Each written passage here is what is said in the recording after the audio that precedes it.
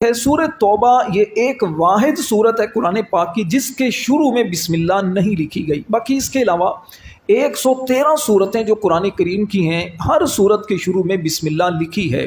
سورہ توبہ کے شروع میں بسم اللہ کیوں نہیں لکھی گئی، اس کی 4 وجوہات آپ کے سامنے میں بیان کرتا ہوں۔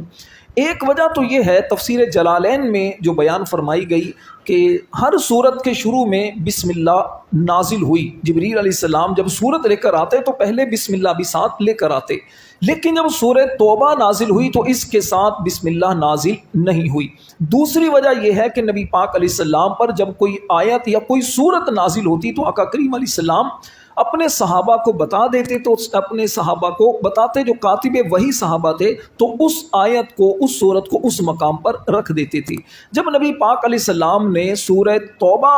کا بیان کیا تو سورہ توبہ کے شروع میں بسم اللہ لکھنے کا نہیں فرمایا۔ تیسری وجہ یہ بیان اس کی فرمائی جاتی ہے کہ چونکہ سورہ انفال کے اندر بھی جہاد کا ذکر ہے، کافروں سے مشرکوں سے جنگ کا ذکر ہے، مال غنیمت کا ذکر ہے، اور سورہ توبہ میں بھی اسی طرح کے مضامین ہیں، تو اسی وجہ سے سورہ توبہ اور سورہ انفال کی آپس میں مناسبت کی وجہ سے اس کے شروع میں بسم اللہ نہیں لکھی گئی۔ اور چوتھی وجہ یہ بیان فرمائی گئی کہ سورہ توبہ کے اندر چونکہ جنگ کا ذکر ہے، کافروں مشرکوں پر سختی کرنے کا ذکر ہے، اس وجہ سے، اور چونکہ اللہ کا نام جو بسم اللہ الرحمن الرحیم اس میں رحمت کا ذکر ہے، تو اس لیے سورہ توبہ کے شروع میں بسم اللہ نہیں لکھی گئی۔ مولا علی شیر خدا رضی اللہ تعالی عنہ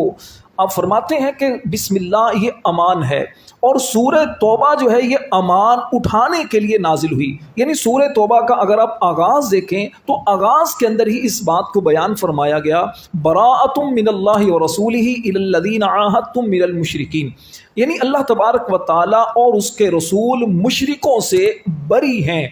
تو اسی وجہ سے کیونکہ مشرک جو تھے، مشرکوں سے پہلے ایک معاہدہ تھا، اس معاہدے کا اختتام کر دیا گیا، اور اس کے بعد پھر اسی صورت کے اندر اس بات کو بھی بیان کیا گیا کہ اب مشرک اس معاہدے کے بعد جہاں بھی ملیں تو یا تو یہ ایمان لے کر آئیں، اگر ایمان نہیں لے کر آتے، شرارتوں سے باز نہیں آتے، مسلمانوں کے خلاف سازشوں میں شامل رہتے ہیں، تو جہاں بھی ملیں پھر ان کو قتل کیا جائے۔